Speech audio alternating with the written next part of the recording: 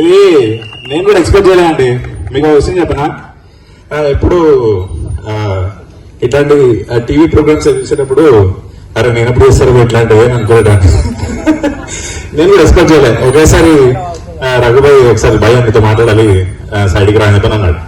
అంటే సుమతి ఏమో ఏం మాట్లాడుతున్నారు ఏమో అయిపోయి అనుకొని సరే ఓకేలే అని చెప్పని అన్నాడు.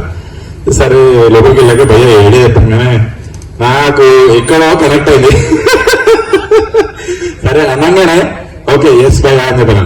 మీరు నమ్మరు, ఈ సెటప్ చేయడానికి నిన్న రాత్రి 3-3:30 వరకు పాపం ఈయన వర్కౌట్ చేసి నా కోసం, ఎస్పెషల్లీ నా కోసం. Thank you brother. ఇంత